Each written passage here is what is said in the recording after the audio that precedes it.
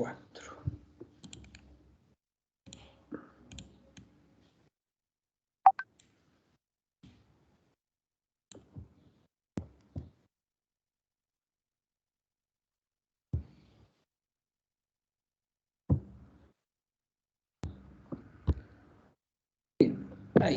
Ahí tenemos otro ejemplito que nos dice hallar la ecuación vectorial de la recta que pasa por el punto P, bueno, en este caso ya conocemos el punto P, y que corta a las rectas L1 y L2. Bueno, en este caso nos dice que corta. Al cortar, entonces va a existir un punto de intersección, ¿no?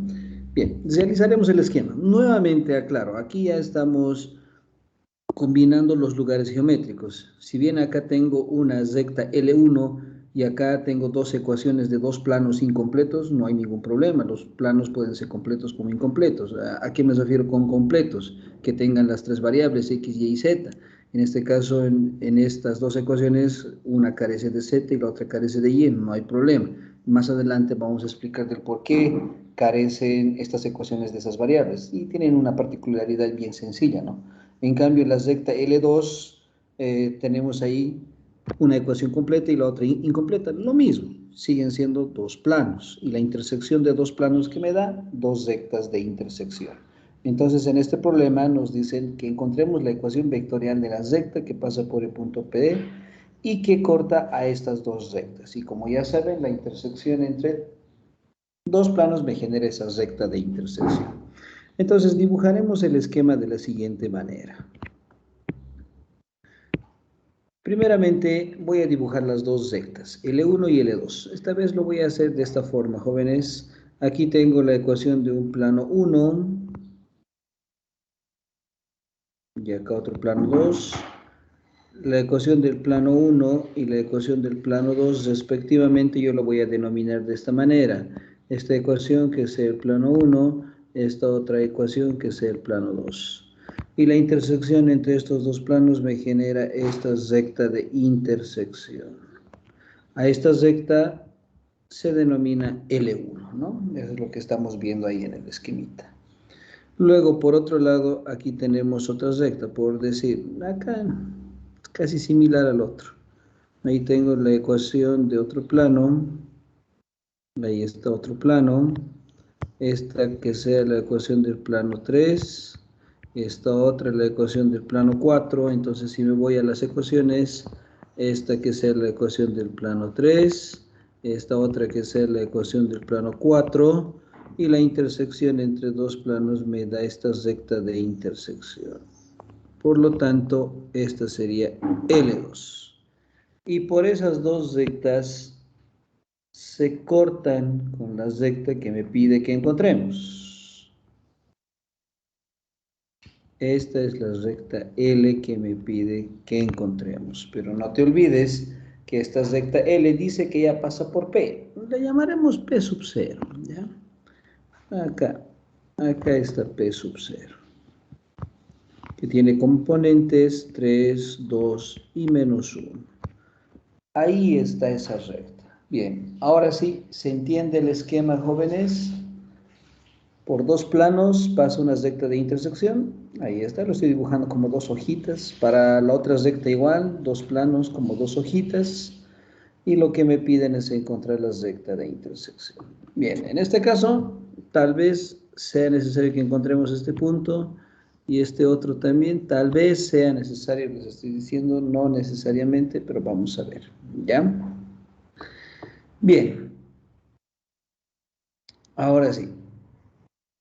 En este caso creo que sí nos conviene, sí vamos a tener que encontrar la ecuación de las dos rectas. Bien, entonces empezaremos a escribir o encontrar la ecuación de la recta L1 y L2. Empezaremos por la más simple, para L1.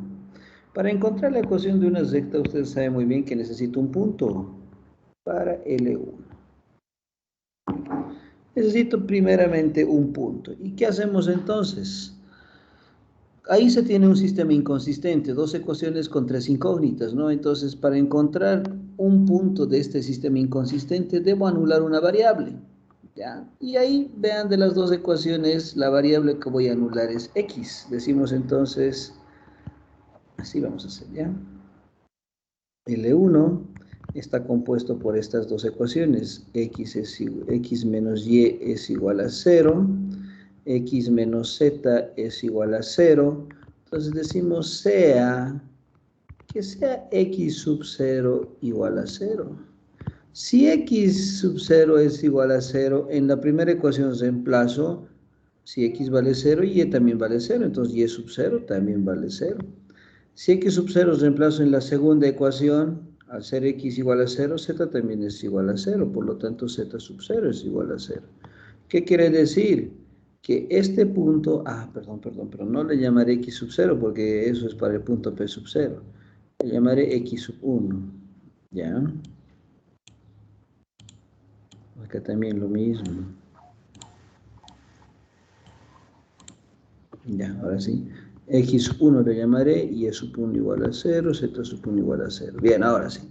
Al tener entonces esos valores, encuentro que P sub 1 había sido igual a 0, 0 y 0. Aquí está el punto P sub 1, que pertenece a los dos planos y también pertenece a la recta que estamos buscando.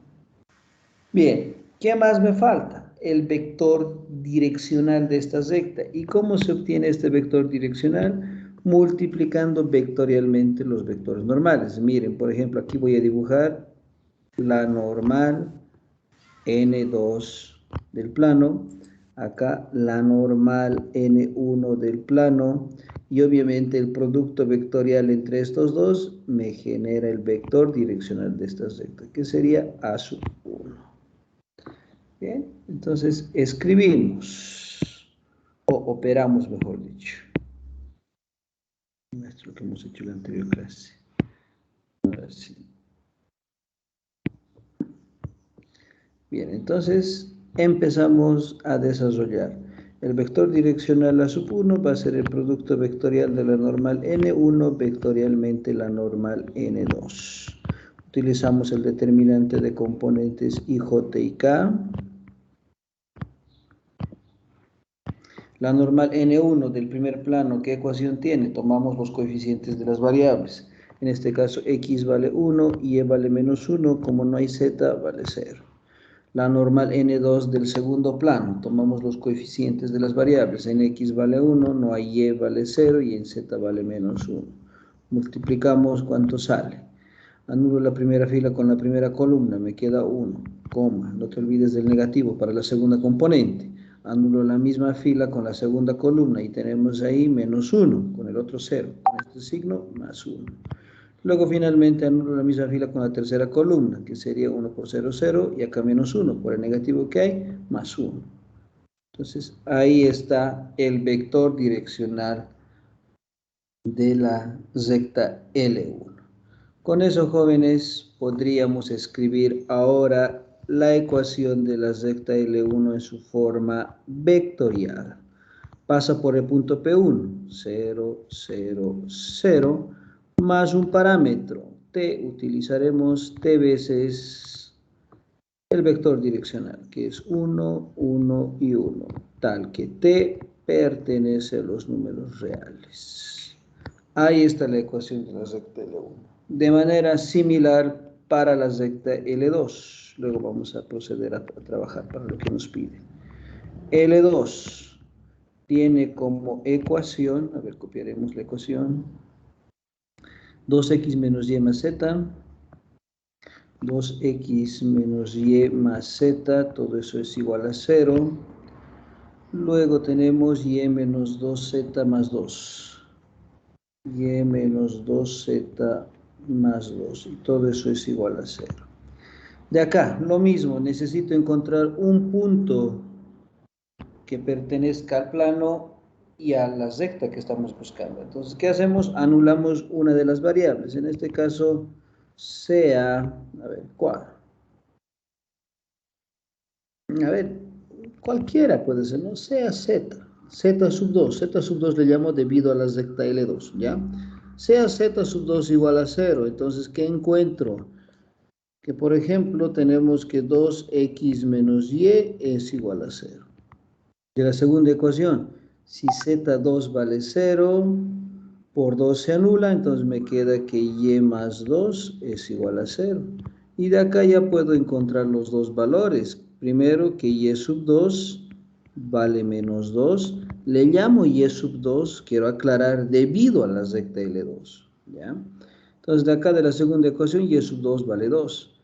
Si y vale menos 2, reemplazo en la primera ecuación y x sub 2 debido a la recta L2, ¿cuánto vale? Menos 1, ¿estamos de acuerdo? Sí. Muy bien, y por lo tanto conformamos el punto P sub 2. En X vale menos 1, coma en Y vale menos 2 y coma en Z vale 0.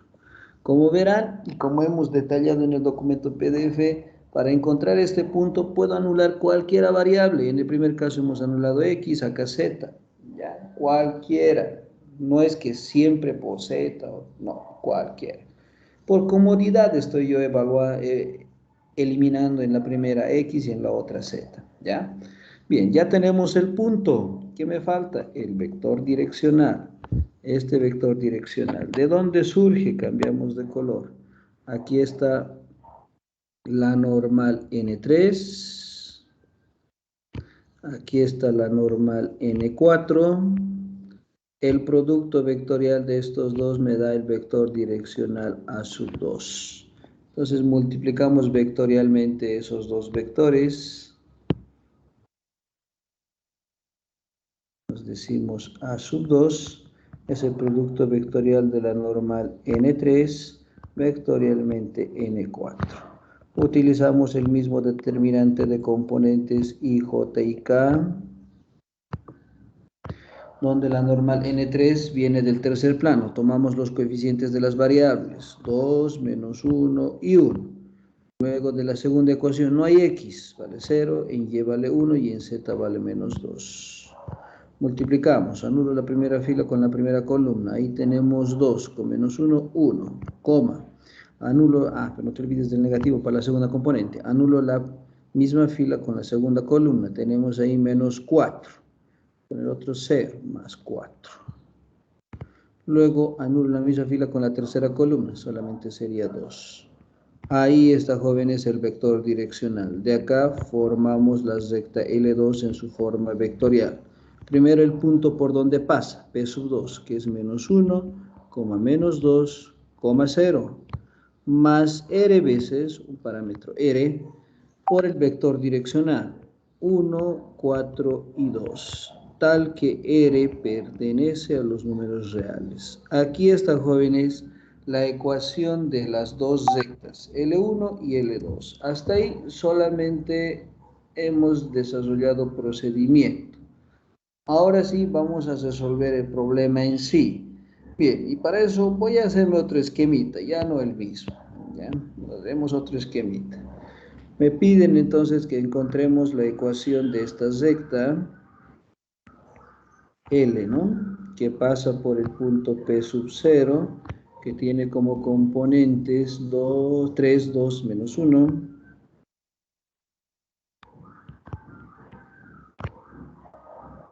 Aquí está la recta L1 y aquí está la recta L2.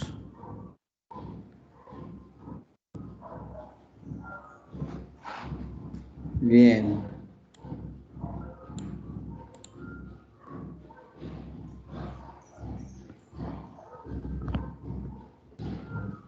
Bien, jóvenes. Ahora sí.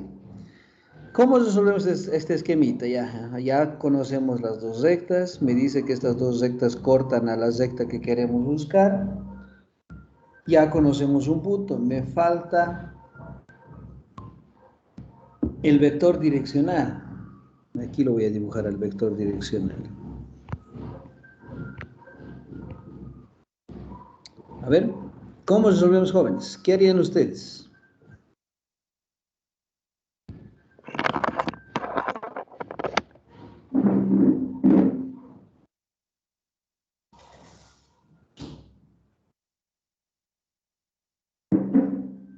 ¿Qué hacemos, jóvenes? ¿Qué harían ustedes? A ver.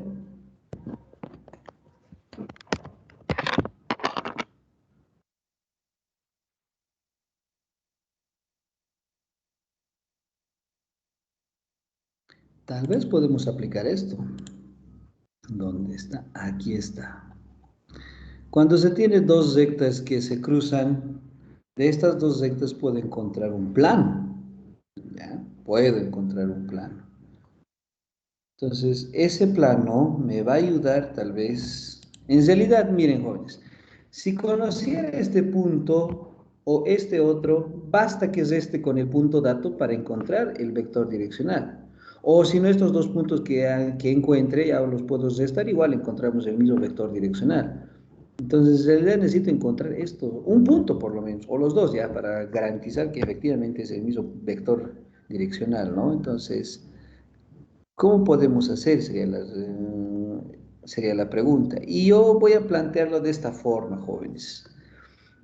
Voy a utilizar este concepto que les acabo de remarcar, la propiedad número 8 de entre rectas y planos, ¿no? Tengo dos rectas que se cruzan y por esas dos rectas voy a encontrar un plano. Ese plano va a estar dibujado acá.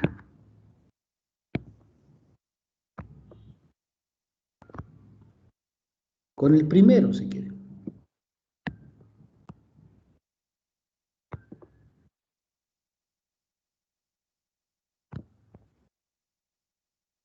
Ahí está. Con la recta L y la recta L1 voy a encontrar un plano. Decimos entonces con L y L1 hallamos un plano.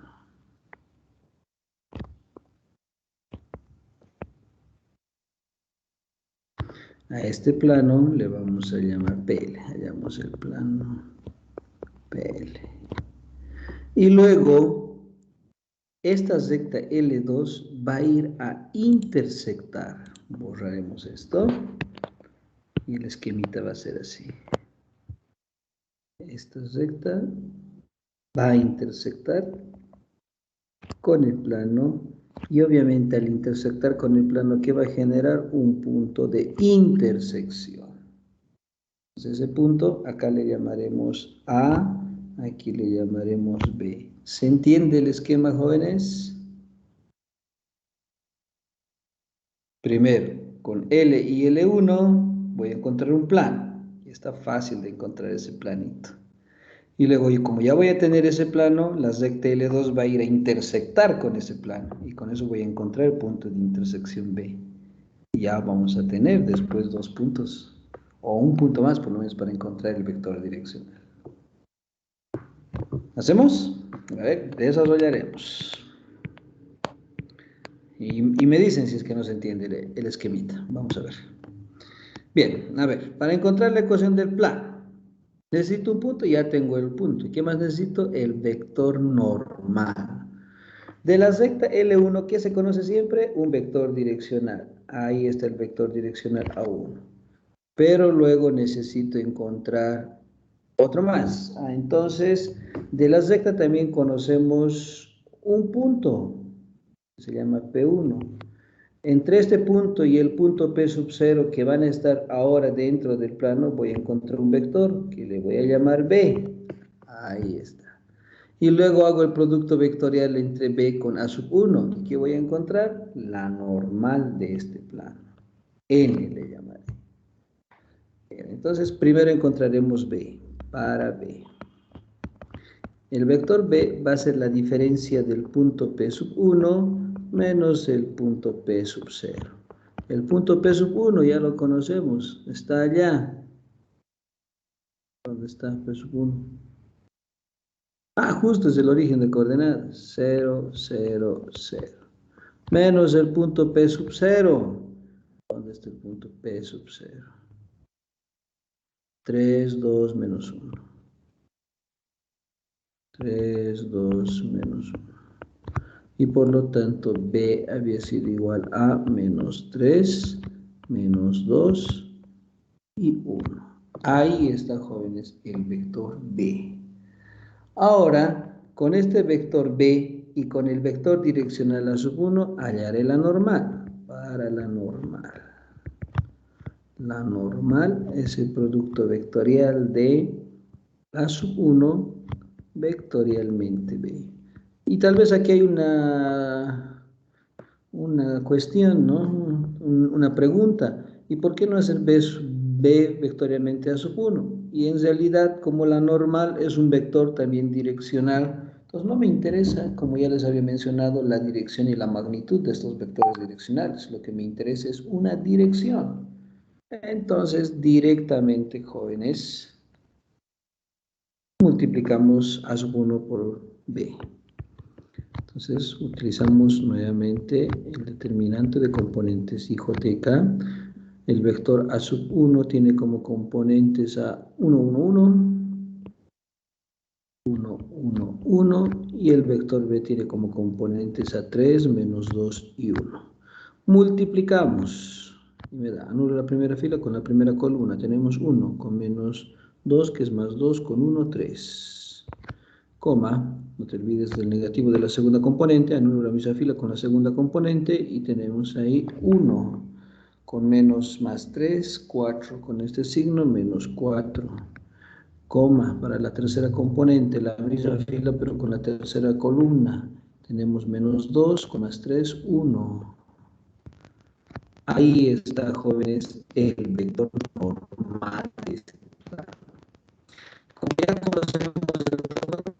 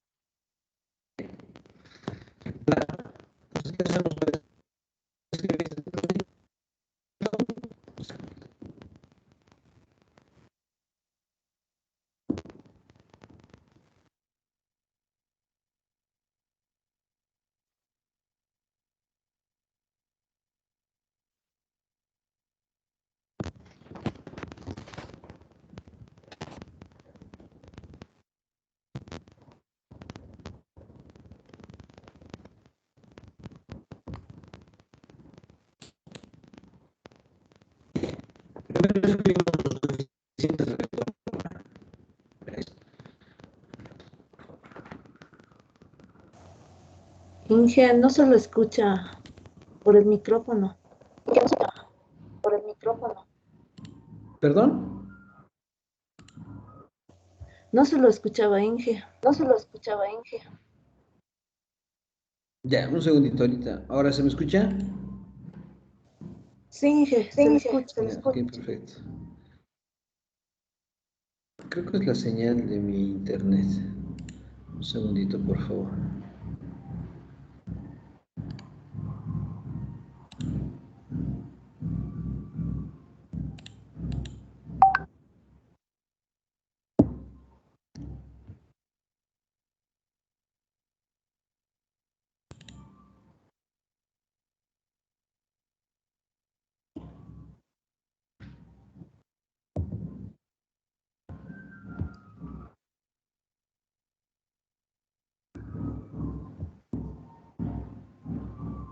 Ya, ahora sí.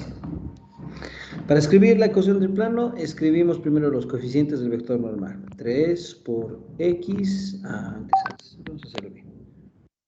3 menos 4 por todo eso, más 1 por todo eso. Todo esto igual a 0. Luego el punto genérico x, y, z, y el punto por donde pasa. ¿Por qué punto pasa? Hemos dicho que pase por el punto P sub 0. Entonces ahí sería 3, 2, menos 1 con este signo, más 1. Desarrollamos el producto escalar o multiplicamos, tenemos 3x menos 4y más z. Estoy ordenando, ¿no? Luego acá tenemos menos 9 más 8 y más 1. Todo esto igual a 0, de modo que este término independiente se simplifica. Y aquí está, jóvenes, la ecuación del plano. 3x menos 4y más z. Todo esto igual a 0. Este es el plano. Como ya conozco el plano, ahora este plano lo voy a intersectar con la tercera recta, perdón, con la segunda recta. ¿Y con eso qué voy a encontrar? El punto B de intersección. Bien, ¿cómo hago para intersectar esto? ¿Qué hacemos? Volvemos nuevamente al documento PDF. Aquí está. ¿Es ese? No, es este. Ahí está el documento PDF. ¿Qué me dice para encontrar un punto de intersección? Debo expresar la recta en su forma, ahí está, en su forma paramétrica. Y luego reemplazamos en el plano para encontrar el punto de intersección. Entonces vamos a hacer eso. Decimos entonces de L2. Aquí está la ecuación de la recta L2, que no está muy complicado.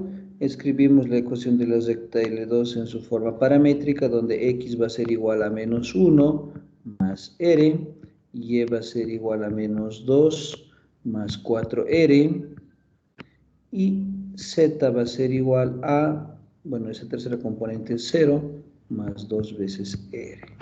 Ahí está, jóvenes, la ecuación de la recta L2 en su forma paramétrica. ¿Dónde reemplazo esto? En el plano. En el plano que hemos encontrado. Con eso, entonces, tendríamos 3 por x, en vez de x, menos 1 más r, menos 4 veces y, en vez de y, menos 2 más 4r. Y finalmente z, en vez de z, 2r solamente. Y todo esto es igual a 0, que hemos generado una ecuación de primer grado. Resolvemos esta ecuación, tenemos menos 3 más 3 veces r, más 8 menos 16 veces r, y más 2 veces r. Y todo esto es igual a 0. De acá hacemos la simplificación, vamos sumando término a término, tenemos 3r más 2r y menos 16. Ahí tenemos, por ejemplo, menos 11.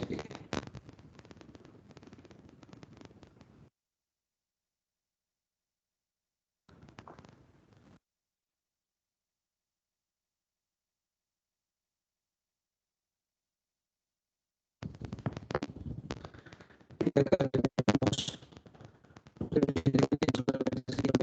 más 8 más 5 pasando menos 5.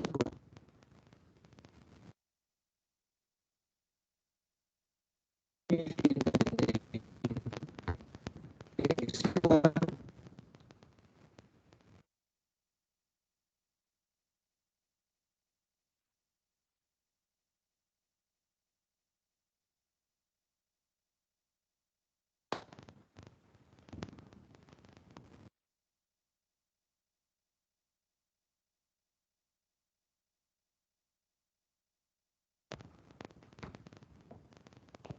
5 onceavos. Ahí está el valor de R, jóvenes.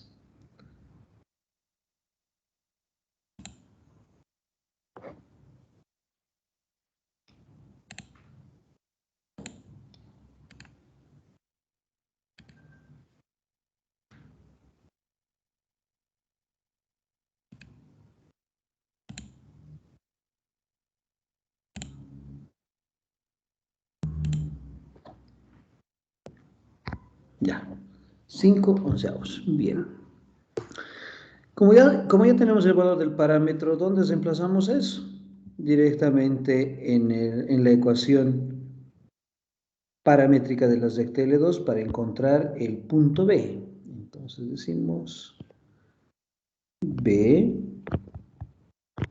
va a ser igual a 1 a menos 1 más r, menos 2 más 4 veces r y 2r. Acá reemplazamos el valor de r, menos 1 más 5 onceavos, menos 2 más 4 por 5 onceavos y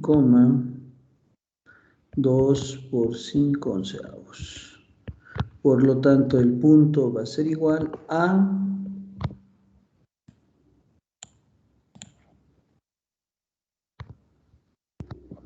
ahí. Si me ayudan, por favor, a sumar todo esto, tenemos entonces 5 menos 11, menos 6 onceavos, ahí tendríamos 20 menos 22. ¿Qué me quiere escribir? Ahora sí me escribía.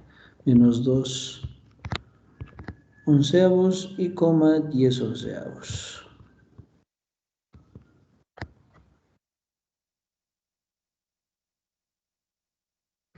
Como ya tenemos el punto B, ahora puedo hacer la resta entre P sub 0, B menos P sub 0, para encontrar el vector direccional. Entonces acá decimos para el vector A, nada más que hacemos esta resta. A va a ser igual la diferencia del punto B menos el punto P sub 0. Le copiamos menos 6 sobre 11, coma menos 2 sobre 11 y coma 10 sobre 11. Menos el punto P sub 0. El punto P sub 0 es 3, 2 menos 1. 3, 2 menos 1. Restamos, ahí está el vector direccional A. Entonces sería menos 6 menos... ya, catita. Menos 6 onceavos con menos 3 sería menos 6 con menos 33. Acá tendríamos menos 39 onceavos. Coma. Luego tenemos menos 2 onceavos con menos 2. Entonces sería menos 2 menos 22. 4 onceavos.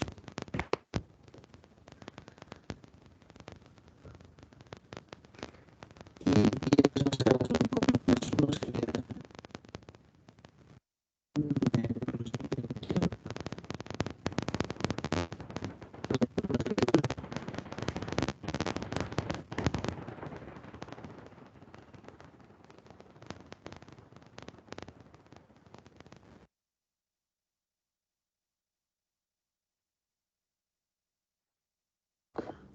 Y como este es un vector direccional y a mí no me interesa la magnitud, tan solo una dirección, entonces voy a factorizar el múltiplo escalar. Primero, el signo. Luego, el múltiplo escalar.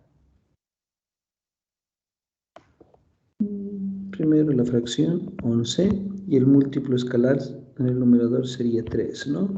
Entonces ahí tendríamos 13,8 y coma menos...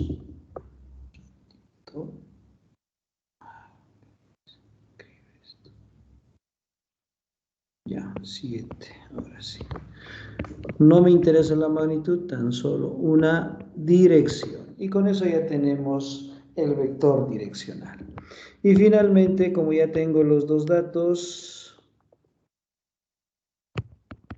la ecuación de la recta en su forma vectorial va a ser igual al punto. ¿Por qué punto pasa? Por el punto P sub 0, que es 3, 2 y menos 1.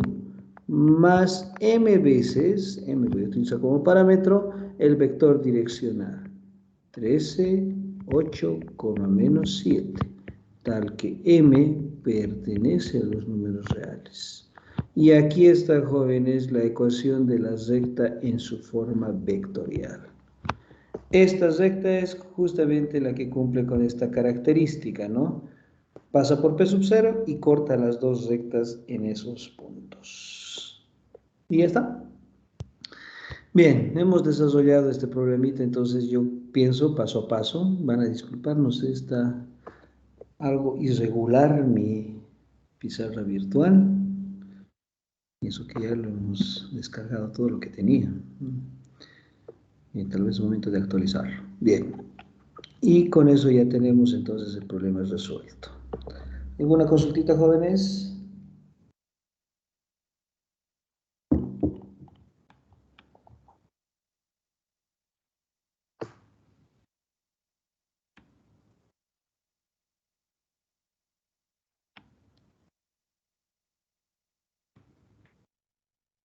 Bien, hasta aquí hemos hecho problemitas con rectas y planos y todavía vamos a seguir combinando lugares geométricos.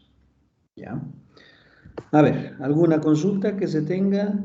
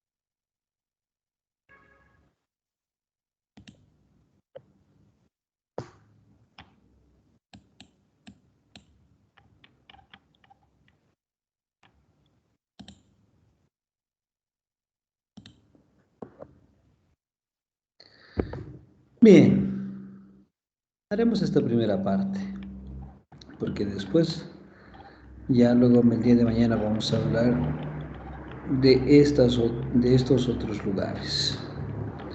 A ver. Bien, hasta aquí entonces, como ya les había mencionado, hemos visto lo que es un punto, distancia entre puntos, la recta y en sus diferentes formas, también con sus diferentes características, y de la misma manera el plano en sus dos formas, la forma vectorial y la forma cartesiana, y la que más empleamos es la forma cartesiana. Y ahora hemos visto también los planos en sus diferentes posiciones relativas, más la combinación con la recta en sus diferentes formas. Y ahora vamos a ver la otra parte que corresponde a las cuádricas. ¿Qué es una cuádrica? Bueno, como dice acá, una cuádrica son las representaciones de superficies de superficies de segundo grado en el espacio tridimensional, que de manera general ahí se tiene a la ecuación. Esta es la ecuación en su forma general y desarrollada, pero de esta forma hay términos que no las vamos a emplear. Por ejemplo, el término G veces XY, H veces XZ e Y veces IZ. ¿Por qué? Porque esos términos ocasionan rotación de superficies. Algo así como en geometría analítica plana.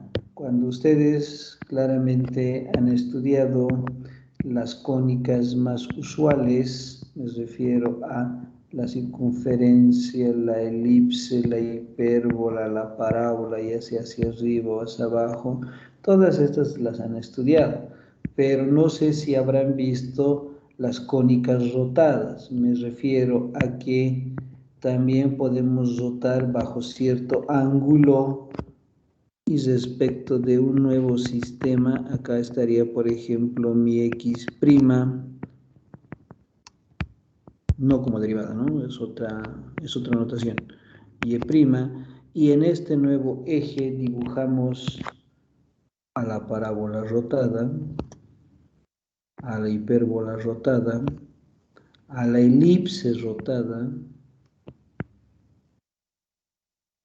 ¿sí?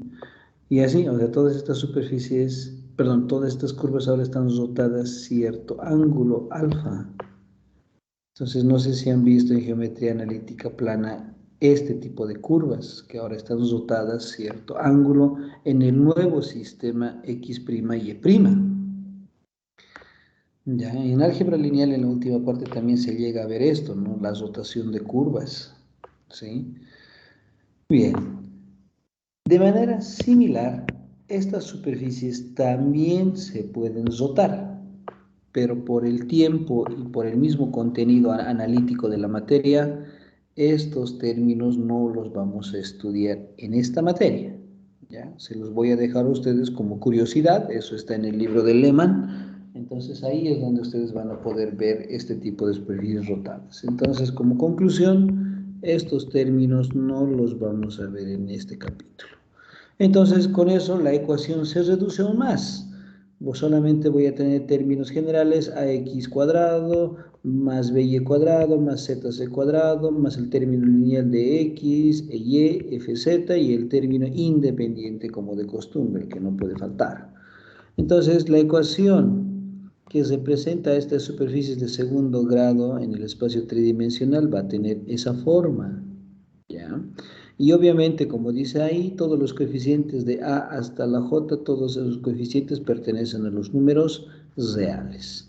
Esta es la forma desarrollada de una cuádrica, que no es nada más la ecuación de una superficie en el espacio tridimensional. De estas cuádricas vamos a hacer el estudio de algunas y las más principales. El primer caso, que es el particular.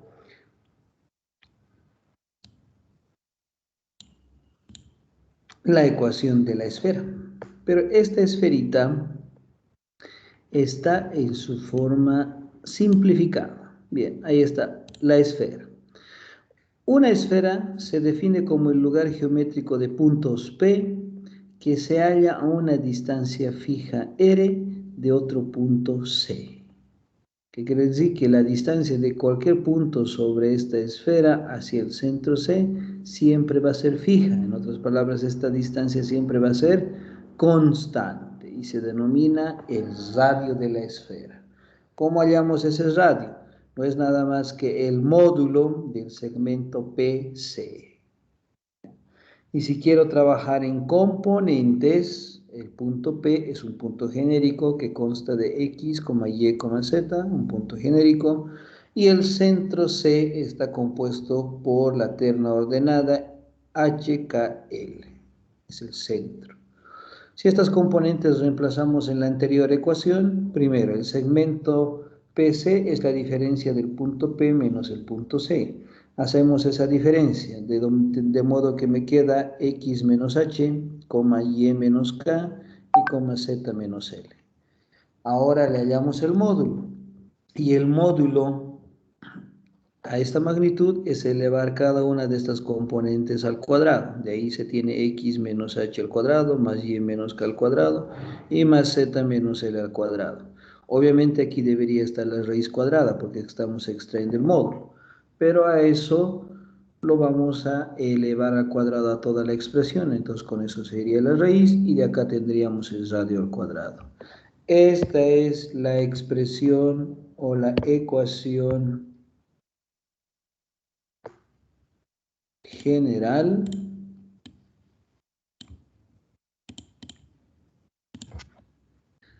de la esfera con centro en HKL y de radio R. Esta es la ecuación a la que tenemos que llegar. Para escribir la ecuación de una esfera, sencillo. Necesito su centro C y el radio R. Entonces necesito dos datos para escribir la ecuación de esta esfera. Y un caso particular, se tiene la ecuación fundamental. Y si el centro justamente es el origen de coordenadas, entonces aquí está, jóvenes, la ecuación fundamental de la esfera. De centro en el origen y de radio R. Entonces la ecuación va a ser x cuadrado más y cuadrado más z cuadrado igual a r. Esa es la ecuación fundamental de la esfera, pero con centro en el origen de coordenadas. Otro caso particular. Antes. ¿Y cómo grafico esta esfera en el espacio? ¿Sí? ¿Cómo se grafica? Porque si esto colocamos en un simulador escribiendo la ecuación general o la ecuación fundamental, pues sencillo, te lo va a graficar. Pero ¿cómo hacemos nosotros? Y la gráfica de esta superficie se hace según las trazas, ¿sí? Según la traza. ¿Qué es una traza? Aquí abajo está. Una traza es la intersección de estas cuádricas con los planos coordenados. ¿Cuántos planos coordenados tenemos? ¿Alguien de la sala? ¿Cuántos planos coordenados tenemos? Y eso justamente hemos hablado de ello. Tres. Tres, ingeniero. Está bien. Son los tres. Aquí está el primero, el plano XY, el plano YZ y el plano XZ. Con estos tres planos coordenados vamos a intersectar a estas cuádricas. Empezamos con el primero. La intersección la traza con el plano XY. ¿Qué quiere decir? Que el plano XY que está aquí, este es el plano XY, tiene pues como ecuación fundamental a z igual a 0. Este también es un plano incompleto.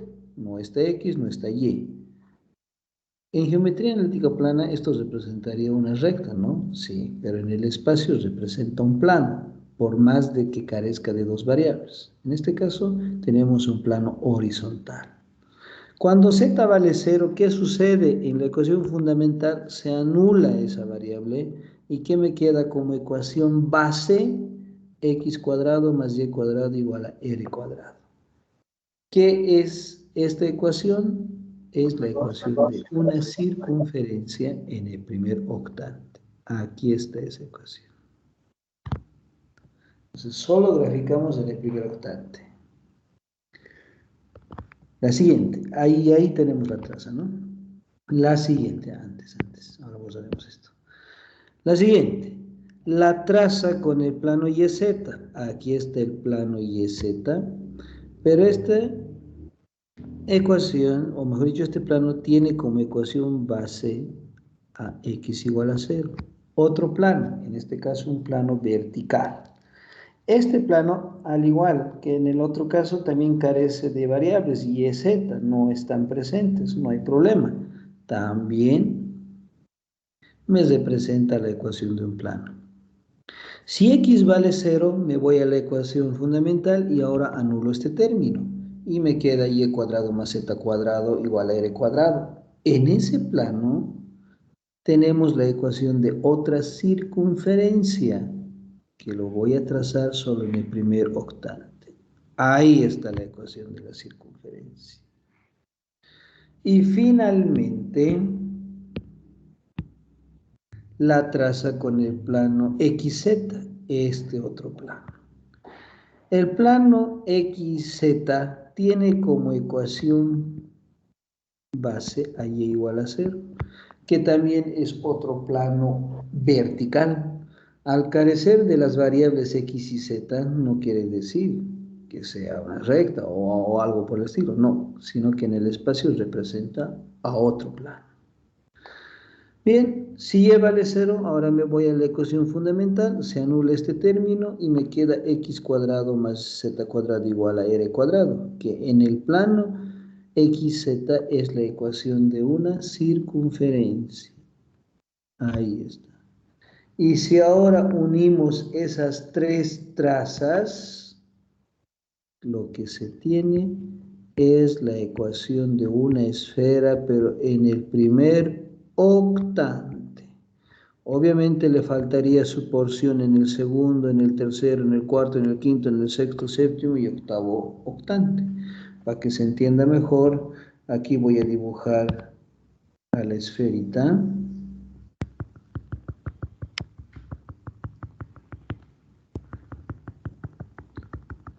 Y lo que estaríamos representando es en esta porción.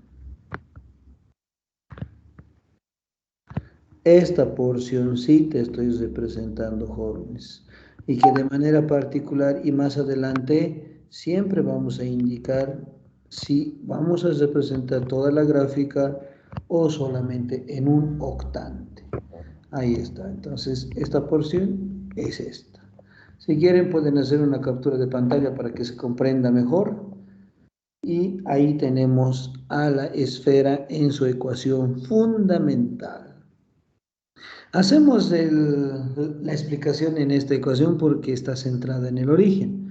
Ahora, si está centrada en cualquier otro valor, entonces también deberíamos dibujar mediante sus trazas. En este caso ya los tres ejes se trasladarían a ese centro, ¿no? Y ahí también hacemos las trazas e igual dibujamos, ¿sí?, a esta superficie. Entonces, como conclusión, cuando estas superficies o cuádricas se intersecten con cualquiera de los tres planos coordenados, lo que estamos encontrando es una traza. Y la unión de esas trazas me genera a la superficie. ¿Está claro? ¿Alguna consultita? ¿Puedo borrar?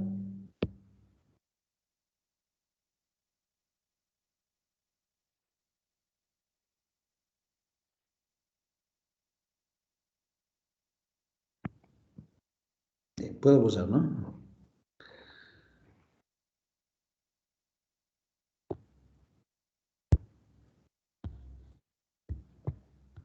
Bien, ahí se tiene entonces la traza. Entonces, cuando les pregunten qué es una traza, no es nada más que la intersección de una cuádrica con cualquiera de los tres planos coordenados.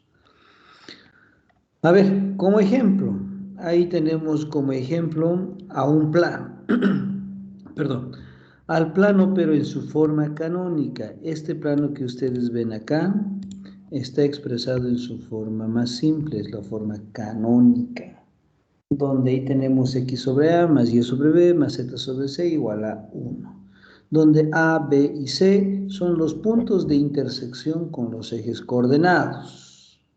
¿Sí? Para dibujar este plano también podríamos hacerlo mediante sus trazas, al igual que en el anterior ejemplo. A ver, miren, para el primero, intersección con el plano XY, ¿qué quiere decir? Z igual a 0. Anulo esta variable. ¿Qué me queda? X sobre A más Y sobre B igual a 1. Como curva base, ¿qué es? La ecuación de una recta que intersecta en X en A, en Y en B. Entonces esa recta sería esta. Ahí está. Luego, al plano en su forma canónica, lo intersecto esta superficie con el plano YZ, que quiere decir con X igual a 0. Entonces anulo ese término y me queda Y sobre B más Z sobre C. Donde ahí tenemos en el plano YZ la ecuación de otra recta, donde en Y corta en B, aquí está, y en Z corta en C. Entonces por esos dos puntos pasa esta recta. Finalmente, a la misma ecuación en su forma canónica, lo intersecto a esta superficie con el plano XZ, en este caso con Y igual a 0. Anulo esa variable y lo que se tiene es X sobre A más Z sobre C igual a 1. La ecuación en el plano XZ de una recta que corta en X en A y en Z en C. Entonces acá doy dos puntos por donde pasa la recta. Y luego lo estamos representando, ojo, en el primer octante, y luego aquí se tiene a la superficie plana. Limitado por los tres planos coordenados, me proporciona una superficie triangular en el primer octante.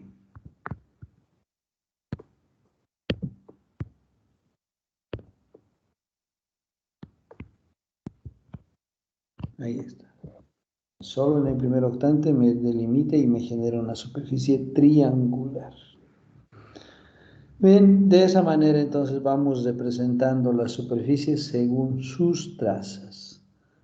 ¿Estamos de acuerdo, jóvenes? ¿Alguna consulta? ¿Se entiende?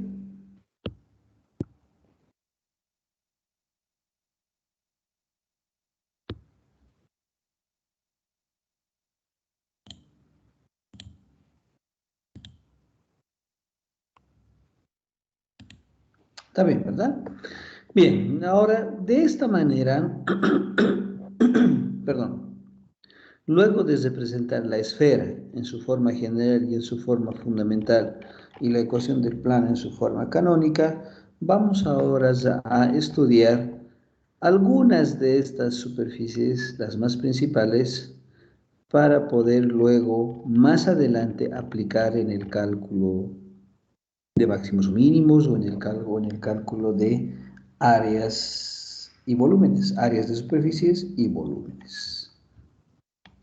A ver, vamos empezando de a poquito. No es que voy a terminar todo esto, ¿no? A ver, vamos empezando. La primera superficie se denomina elipsoide, donde la ecuación base, jóvenes, es esta. Ahí se tiene a la ecuación base. X cuadrado sobre a cuadrado, más y cuadrado sobre b cuadrado, más z cuadrado sobre c cuadrado, todo es igual a 1. Bien, esta ecuación me representa a una superficie en el espacio tridimensional que se denomina elipsoide. Para graficar esta superficie también lo hacemos mediante trazas. La primera, la traza con el plano XY, que quiere decir cuando z es igual a 0. Y si z vale 0, anulo este término. ¿Y qué me queda como curva base? X cuadrado sobre a cuadrado más y cuadrado sobre b cuadrado igual a 1. ¿Qué curva base es? En el plano XY.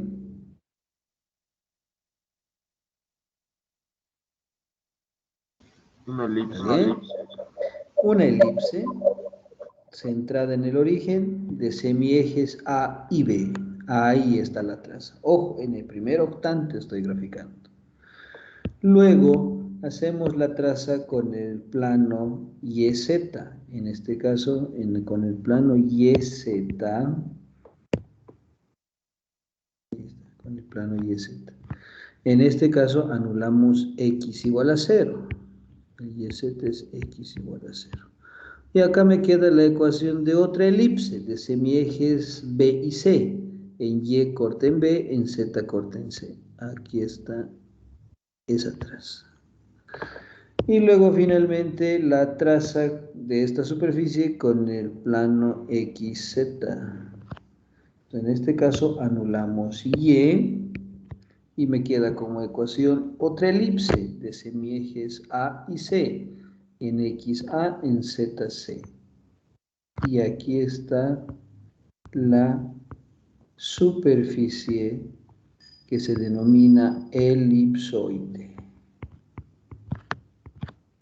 Ojo, estamos representando en el primer octante, ¿ya?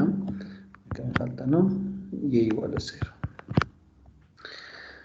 Y ahora, y si unimos todos los octantes, aquí está la superficie que se denomina elipsoide. Es algo así como un huevito, ¿ya? Para que se entienda mejor. Totalmente simétrico, y ahí se tiene entonces a esa superficie.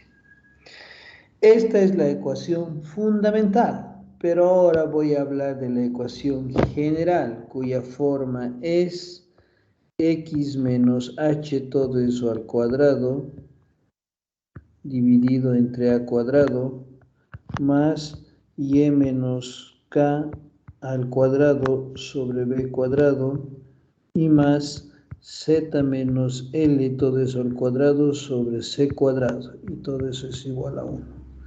Esta es la ecuación general del elipsoide centrado en HKL. Entonces, de la misma manera ustedes pueden graficar esta superficie cuando esté centrado en ese punto. ¿Dónde va a cambiar? Aquí, jóvenes.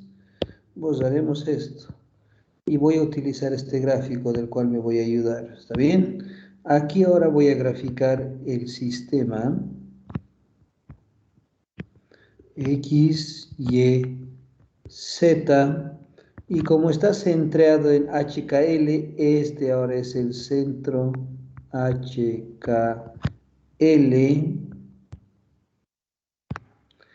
y en el centro dibujo el nuevo centro X', Y', Z', los nuevos ejes, y en acá recién hacemos las trazas. La traza con el eje X, con el plano X', Y'. Ahí dibujamos. Entonces, lo único que estaría ocurriendo es la traslación de esta superficie, ¿ya? En cualquiera de los octantes. Entonces, de esa manera ustedes van a graficar cuando les pidan identifique la siguiente superficie del sistema original. Primero dibujan el centro y en ese centro me van a dibujar los nuevos ejes X', Y', Z', y ahí van a hacer el análisis de las trazas, que no es muy complicado, como ven. Eso nomás va a ocurrir.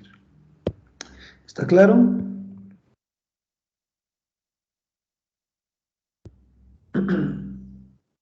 Vamos a la siguiente superficie. Sí, adelante. No, nada, Ok.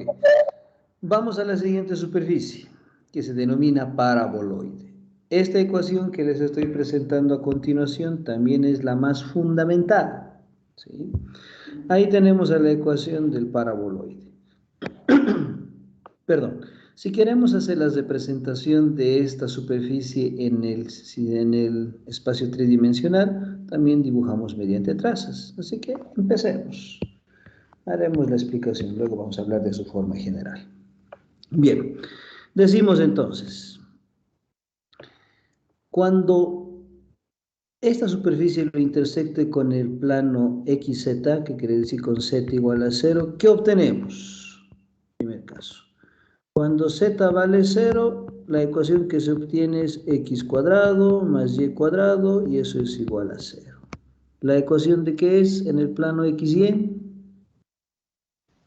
La circunferencia. No, la circunferencia tiene radio. ¿Esto sería circunferencia de radio 0? No, ahí es. Parábola. No.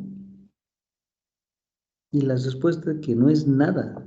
Es tan solo una ecuación, donde los únicos valores que satisfacen esa ecuación son cuando x es igual a 0 y cuando y es igual a 0. ¿Qué quiere decir? Que cuando z vale 0, lo único que se obtiene es un punto que está en el origen de coordenadas. ¿Sí? Eso es lo único que sucede cuando z es igual a 0. La otra traza, cuando intersecto esta superficie con el plano YZ, ¿qué quiere decir? Cuando x vale 0. Y si x vale 0, anulo en la ecuación y me queda como ecuación z es igual a y cuadrado. En el plano YZ, la ecuación de ¿qué hemos obtenido? Ahora sí, es una parábola. Con vértice en el origen de coordenadas, que se apertura sobre el eje Z, pendiente positiva. Ahí está. Ahí está, jóvenes, la parábola. Y luego la traza con el plano XZ, que quiere decir que cuando Y es igual a 0. Si Y es igual a 0, la ecuación se reduce a Z es igual a X al cuadrado. En el plano XZ, la ecuación de que tenemos otra parábola, con vértice en el origen de coordenadas y con abertura sobre el eje Z. La unión de esas dos me genera esta superficie que se denomina paraboloide. Y si hacemos un gráfico un poquito más ejemplificado, no es nada más que la representación de una copa.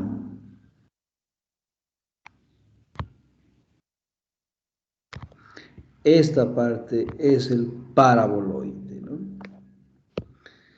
Bien, ahí tenemos entonces al paraboloide. Bien, como tal, esa es la ecuación base, como les he hablado. Pero ahora vamos a hablar de la ecuación general y de la forma en la cual proviene. Primero, hablaremos de esta otra. Esta es una fundamental, pero también hay otra, que es z sobre c igual a x cuadrado sobre a cuadrado más y cuadrado sobre b cuadrado.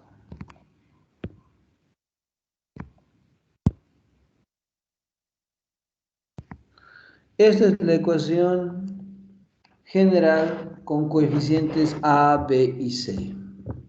En el anterior caso, los tres eran iguales. Si a es 1, b es 1 y c es 1, bueno, pues obtenemos esa ecuación elemental, ¿no? Elemental les digo porque a continuación vamos a hablar de lo siguiente. Bien, ahí arriba entonces les estoy escribiendo la ecuación general del paraboloide. Y acá existe una particularidad. Cuando A es igual a B, cuando A es igual a B, justamente surge un paraboloide circular.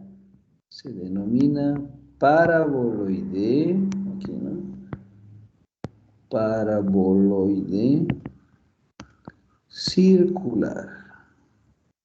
¿Por qué se denomina paraboloide circular? Porque cuando yo a esta superficie vamos a cortar por un plano horizontal, se va a observar una curva y esa curva justo va a ser una circunferencia de radio R.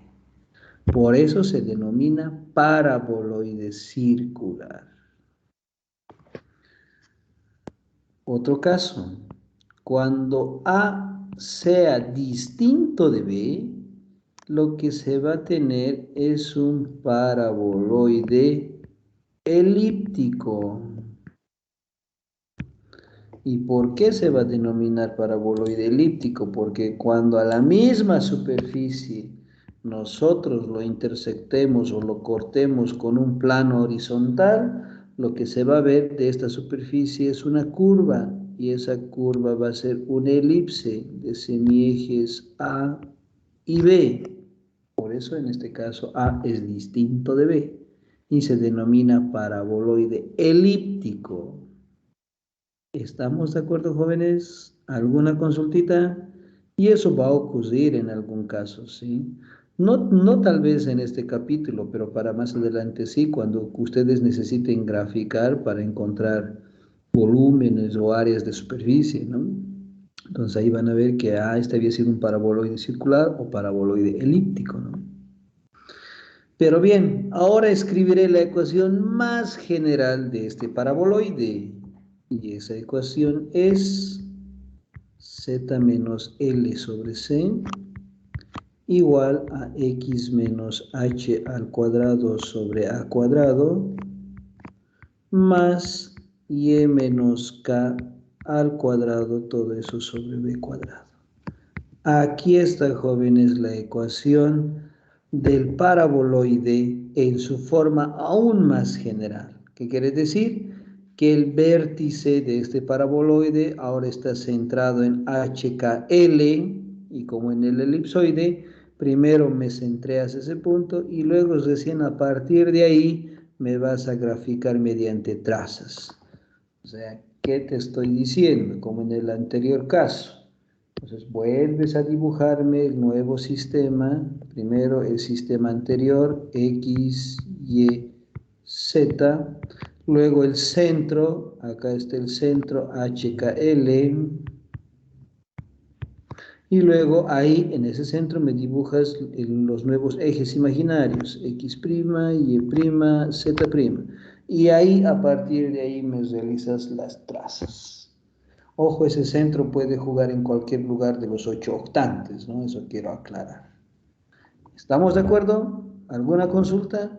Y obviamente en esta ecuación general sigue cumpliéndose lo mismo. Si A es igual a B, paraboloide circular. Si A es distinto de B, paraboloide elíptico.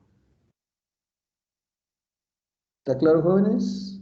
Porque acá lo que les he presentado es la más básica. Ahora vean que esta es la más sencillita de estos paraboloides. ¿Está bien? ¿Alguna consulta?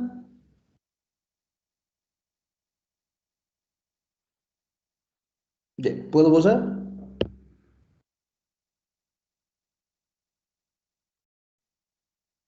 Bien, yo creo que sí, ¿no?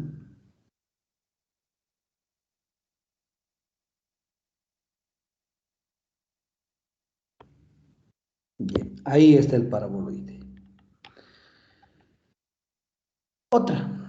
Otra superficie. La famosa hiperboloide de una hoja. El hiperboloide de una hoja tiene la siguiente ecuación. Ahí está la ecuación. Esa es la ecuación fundamental del hiperboloide de una hoja. Y a esta ecuación también, para graficar esta superficie o esta cuádrica, lo vamos a realizar mediante trazas. Empezamos entonces. El primero, con el plano XY. ¿Qué quiere decir? Cuando Z es igual a 0. Si Z es 0, reemplazo en la ecuación fundamental, este término se anula. ¿Qué me queda? X cuadrado más Y cuadrado igual a 1. ¿La ecuación de qué curva base es, jóvenes? En el plano XY.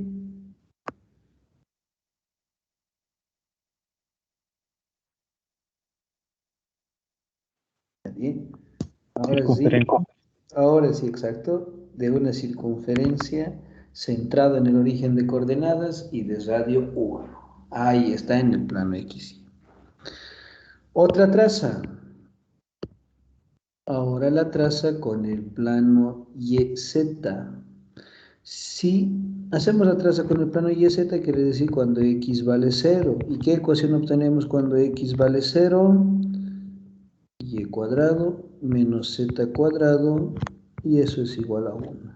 ¿La ecuación de qué estamos obteniendo, jóvenes? Y cuadrado menos Z cuadrado igual a 1. La ecuación de una hipérbola equilateral, porque tiene el mismo denominador 1. Entonces es una hipérbola equilátera en el plano YZ. Aquí está una y por la parte de atrás estaría la otra. Luego, la intersección de esta superficie con el plano XZ, que quiere decir cuando y vale 0. Cuando y vale 0, entonces tenemos la siguiente ecuación: x cuadrado menos z cuadrado es igual a 1. Que también en el plano XZ se obtiene la ecuación de otra hipérbola. Acá. Y la unión de esas dos me da este paraboloide de una hoja. Que si tú lo ves de otra forma, voy a dibujar una superficie cilíndrica.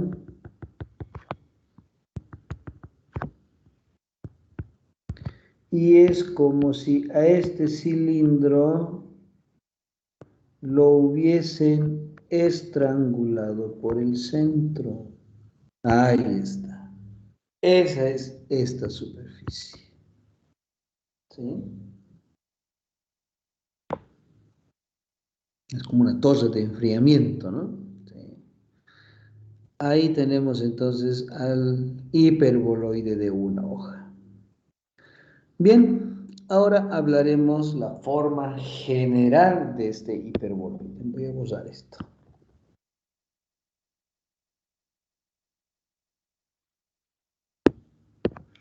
La forma general.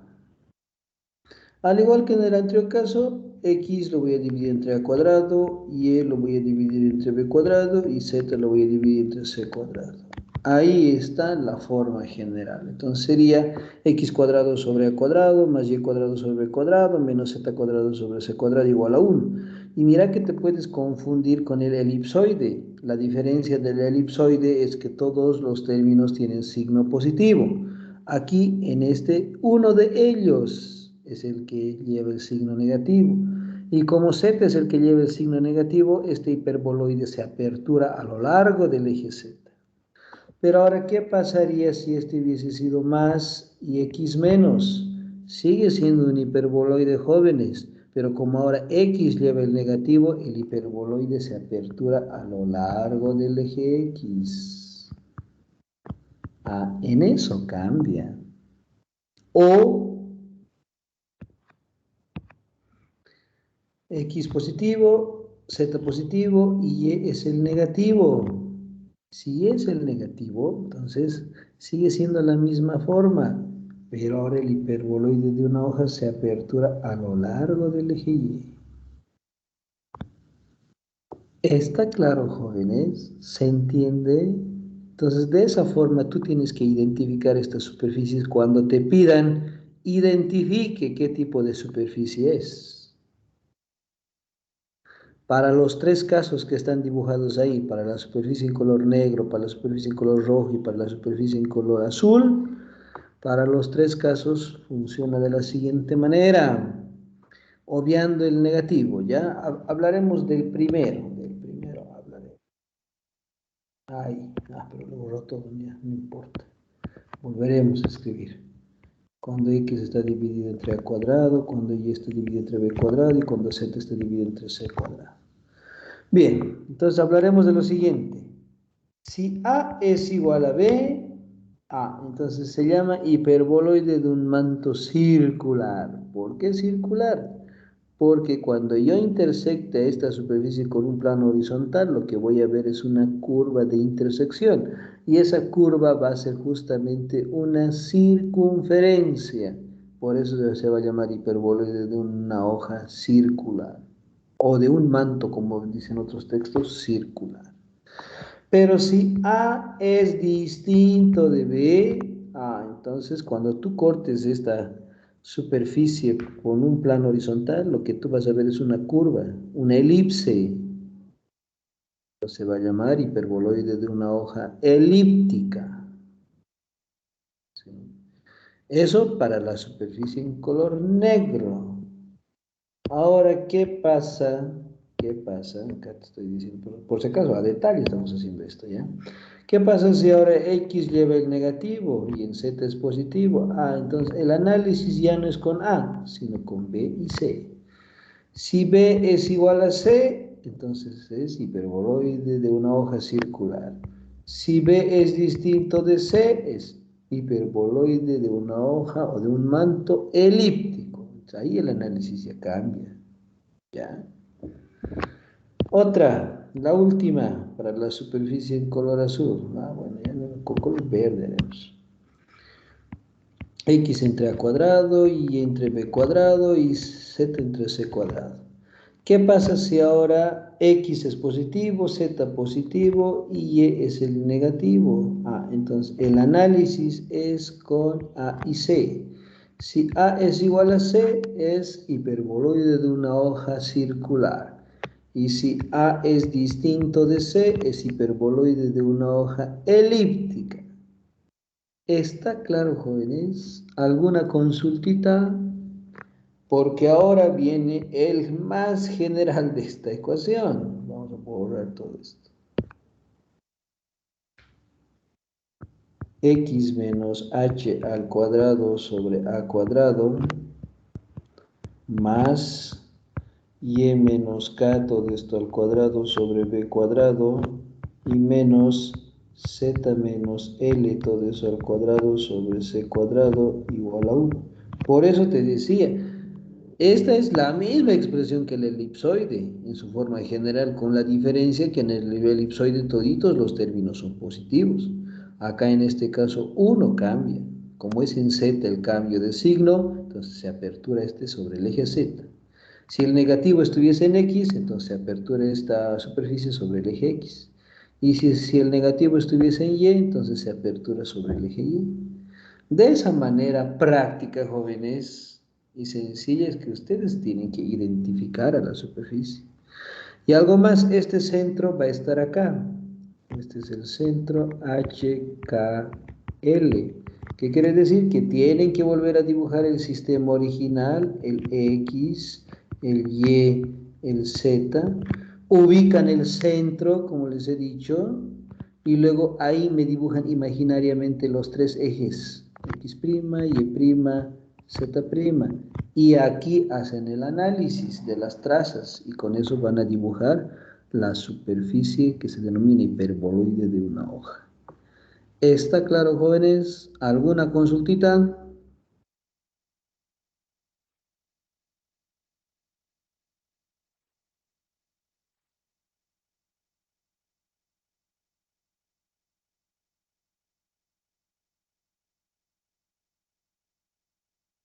¿Está bien?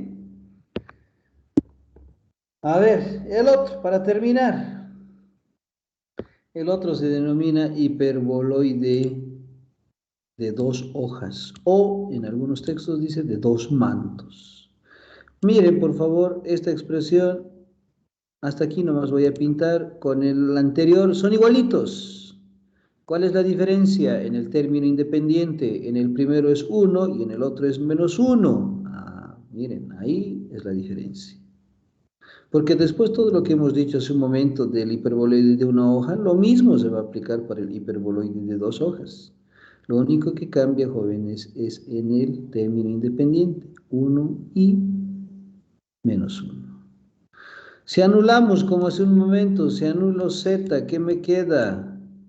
X cuadrado más y cuadrado igual a menos 1. ¿Qué es? Pues no es nada, ni ecuación, porque no va a existir ningún valor de X y de Y que me den menos 1 para poder verificar esta ecuación. Ninguno, ¿no ve? Ninguno, porque están elevados al cuadrado, X y Y, entonces ninguno. Entonces, en el origen, en este origen no hay nada, es vacío. La traza, jóvenes, con el plano YZ, cuando X vale 0. Entonces, ¿qué tienes ahí? Y cuadrado menos Z cuadrado es igual a menos 1. ¿Qué es? Es otra hipérbola, pero esta es hipérbola vertical. Entonces, su traza estaría aquí y aquí.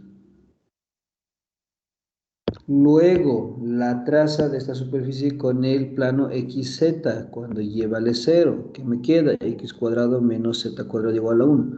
Es otra hipérbola vertical, sí, pero en el plano XZ.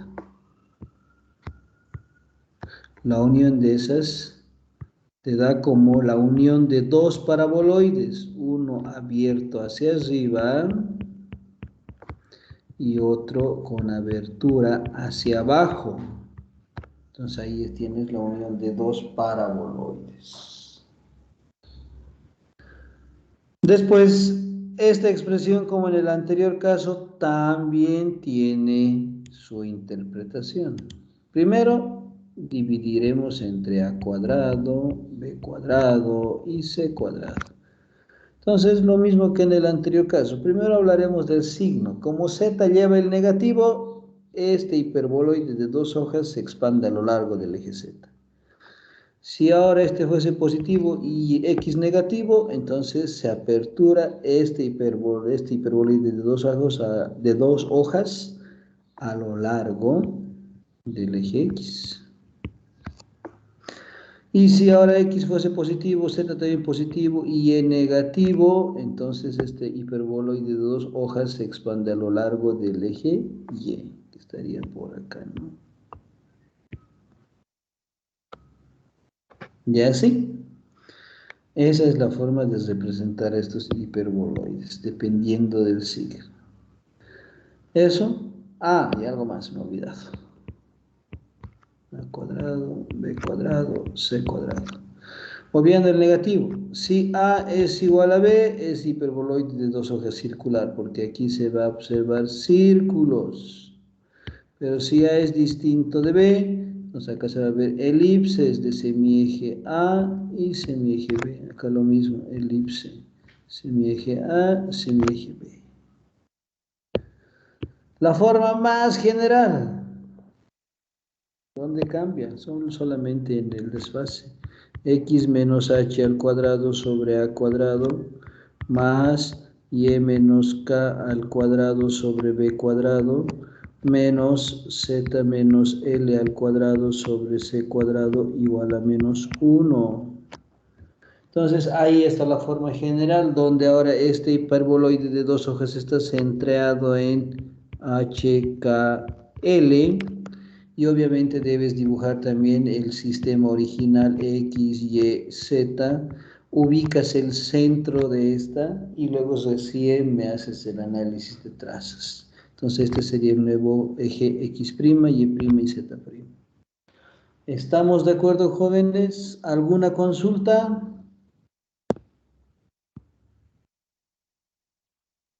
¿Se entiende? Sí. Bien, jóvenes. Hasta aquí llegamos. ¿Qué nos falta? Nos falta hablar de estas dos superficies más y de los cilindros. Esto vamos a hablar mañana. Bien, hasta aquí lo dejaremos. Como verán, si ustedes me dicen que sí estamos corriendo, dígame por favor, porque yo desde mi punto de vista creo que no lo estoy haciendo así. Estoy avanzando de manera gradual, de manera que estamos haciendo ejemplos de un caso, ejemplos de otro caso, y ahorita solamente hemos visto teoría, ¿no? ¿Está bien? ¿Estamos bien con este ritmo, jóvenes?